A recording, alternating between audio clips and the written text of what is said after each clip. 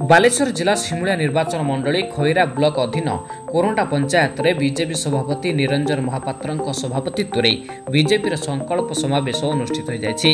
ए संकल्प समावेश रे सिमुलिया विधायक प्रार्थी पद्मलोचन पंडा उपस्थित रही भोट भिक्षा करथिबा बेले उपस्थित पंचायत स्तरीय नेता माने सिमुलिया विधायक प्रार्थी पद्मलोचन पंडा एवं भद्र लोकसभा प्रार्थी अभिमन्यु सेठी भोट भिक्षा करथिले। ए कार्यक्रम रे शताधिक बीजेपी कर्मी एवं साधारण लोक माने उपस्थित रहिथिले।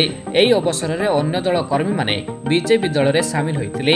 विधायक प्रार्थी पद्मलोचन पंडा सेमानंकु दलीय उत्तरी एवं टोपी पिंधाई दल को स्वागत करथिले। हमर चालीची कोरुंडा पंचायत दिनकु दिन जतेबेले हमर म खाली एती कहि देली इलेक्शन पाखे पाखे आउछि फूलर हवा मोदीर हवा धीरे धीरे बढ़ी बढ़ी के चलीची।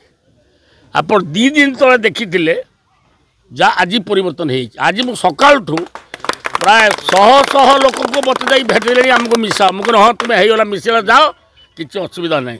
कोरुंटा पंचायत रु आसी मोर माँ मौसी भौणी भाई बंधु युवक बंधु समस्त गुरुजन मान हार्दिक शुभेच्छा सहित शुभकामना जनाऊँगी।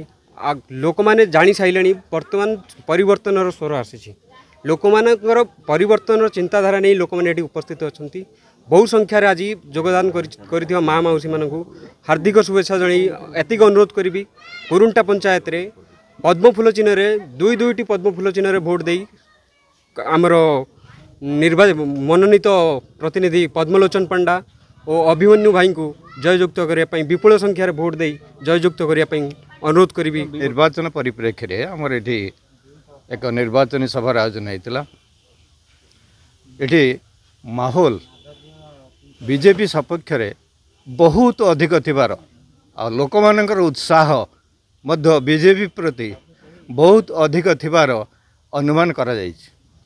लोक माने निश्चित भाव रे आगामी दिन रे अर्थात जून 1 तारिख रे दुई पद्मफूल चिन्ह रे मोहर मारी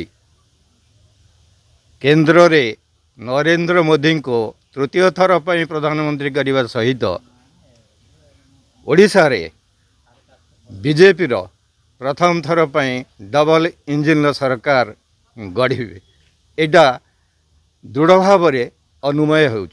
कोरुंटा पंचायत बीजेपी जो निर्वाचनी समावेश ये समावेश रे जोग देइथवा माँ भौणी एवं भाई मानू हार्दिक अभिनंदन।